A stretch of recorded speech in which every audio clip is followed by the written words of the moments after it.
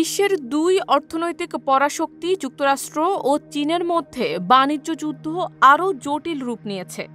President Donald Trump চীনা পণ্যের উপর শুল্ক বাড়িয়ে 245% উন্নীত করেছেন। জবাবে চীন যুক্তরাষ্ট্র থেকে আমদানি করা পণ্যে 125% শুল্ক আরোপ করে পাল্টা অবস্থান নিয়েছে।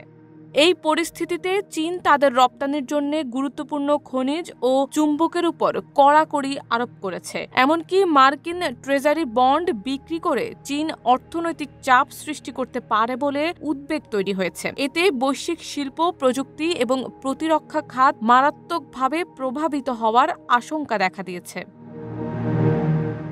হোয়াইট হাউস জানিয়েছে, ট্রাম্প প্রশাসনের আমেরিকা ফার্স্ট ট্রেড পলিসির আওতায় চীনের বিরুদ্ধে এই শুল্ক আরোপ করা হয়েছে।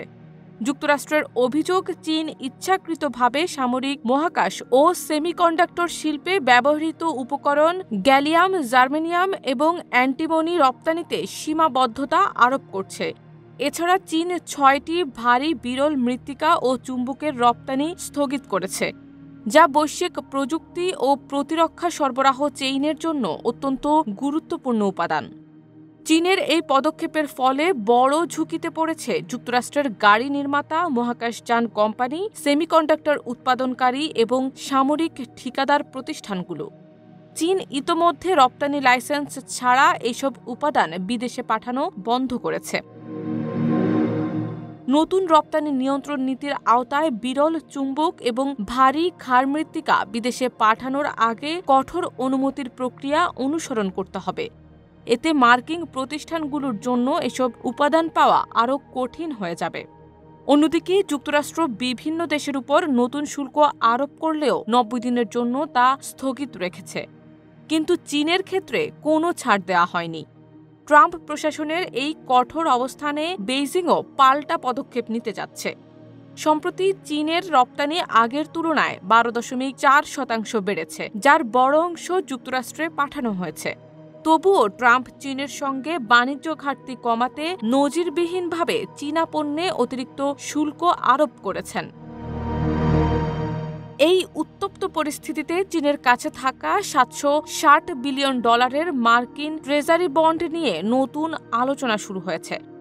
অর্থনীতিবিদদের মতে, চীন যদি এই বন্ডগুলো বাজারে ছেড়ে দেয় তবে মার্কিন ডলারের মূল্য হ্রাস ঘটতে পারে এবং বৈশ্বিক অর্থনীতি বড় ধাক্কা খেতে পারে।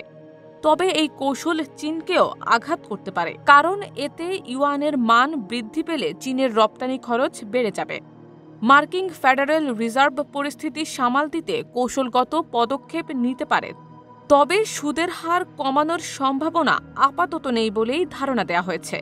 ইতিমধ্যে যুক্তরাষ্ট্রে ভোক্তাদের আস্থা কমেছে, ব্যয় কমিয়ে দিয়েছেন অনেকেই। ফলে বিশ্ব অর্থনীতি এক অনিশ্চয়তা ও চাপের মধ্য দিয়ে যাচ্ছে, যার মূল কেন্দ্রবিন্দু হয়ে উঠেছে যুক্তরাষ্ট্র চীন বাণিজ্য যুদ্ধ। বিশ্লেষকরা বলছেন, চীন ও যুক্তরাষ্ট্রের মধ্যে চলমান শুল্ক বৃদ্ধি ও রপ্তানি নিষেধাজ্ঞা শুধু দ্বিপাক্ষিক সম্পর্ককেই নয়, বরং বৈশ্বিক প্রযুক্তি ও উৎপাদন খাতকে উল্লেখযোগ্যভাবে প্রভাবিত করছে। কেননা চীনের রপ্তানি সীমাবদ্ধতার ফলে প্রযুক্তিপণ্য তৈরির জন্য প্রয়োজনীয় কাঁচামালের ঘাটতি তৈরি হতে পারে, যার সরাসরি প্রভাব পড়বে গাড়ি, মহাকাশ, সেমিকন্ডাক্টর ও প্রতিরক্ষা শিল্পে।